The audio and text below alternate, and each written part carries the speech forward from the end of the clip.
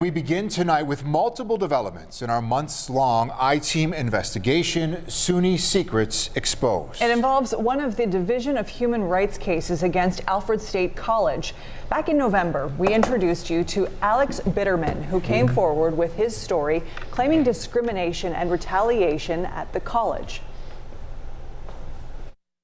When you're in a position of power, it's very easy to manipulate and persuade people to do what you want. And I certainly feel that I was manipulated and persuaded.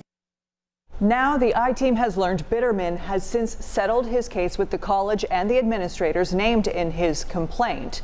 Under this agreement, neither the college nor administrators, quote, admit to any violation of the human rights law or to any liability for the charges in the complaints.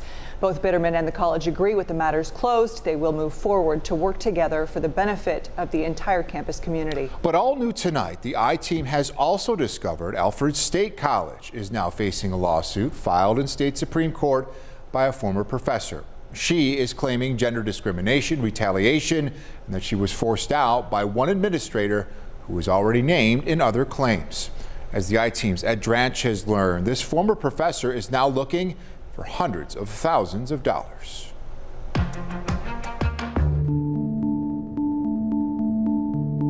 Despite her love of Alfred State College, I bleed blue and gold. I believe in Alfred State College, and it's an excellent college. Karen Young, a former professor of drafting, has filed a lawsuit against Alfred State College in state Supreme Court in Cattaraugus County. She claims she was retaliated against by school administrators, including the former provost, Dr. Kristen Popo, for filing a claim in 2018 with the Federal Equal Employment Opportunity Commission, also known as the EEOC. Young claims she was discriminated against because she's a woman. When it came down to opportunity for, moving to the interim dean, having the chair level removed, all those, went to the male counterparts that didn't nearly have the experience that I did.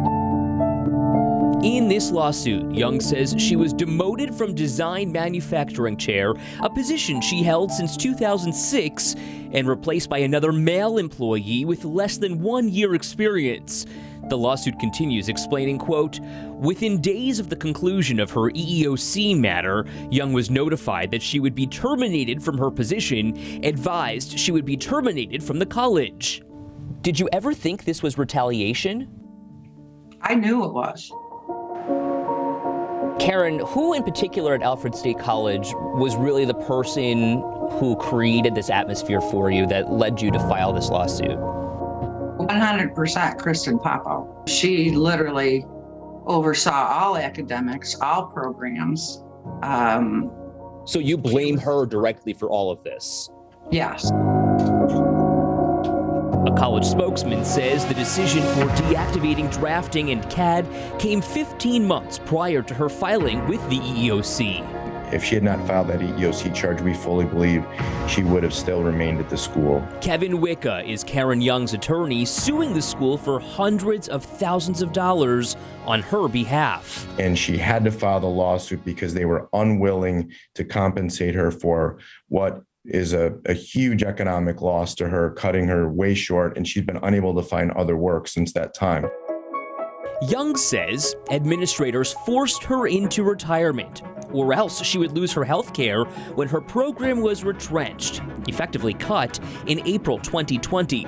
A spokesperson for Alfred State College told the I-Team in a statement, quote, her program struggled for many years with low enrollment and often with a single-digit number of students per faculty. That's something Wicca says isn't true. It made no sense economically because she had, as she noted, over 140 students. There were programs they kept with expensive equipment where they had less than 10. Alfred says, quote, the positions for both one male and one female employee were part of a retrenchment.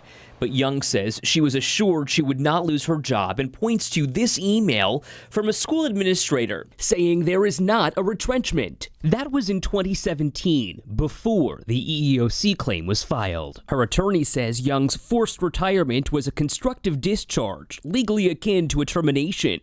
A vindictive punishment, he says, for filing that EEOC charge. when you have no other choice but to leave a position, and they put her in an untenable position of either allow yourself to be terminated, therefore losing health care for the rest of your life, or you can retire.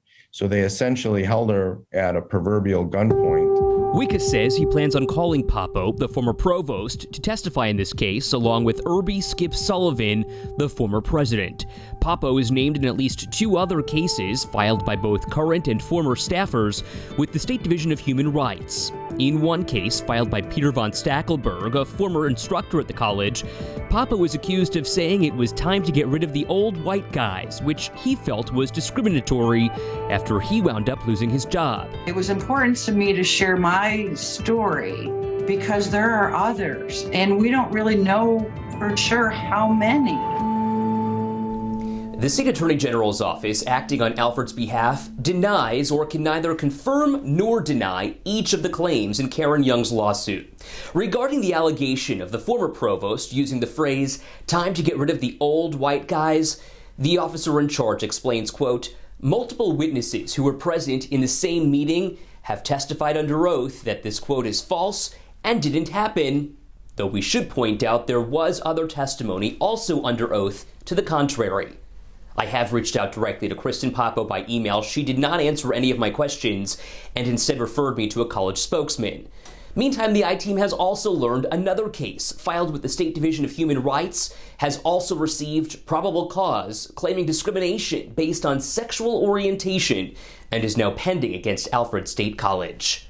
For the I-Team, I'm Ed Dranch, 7 News.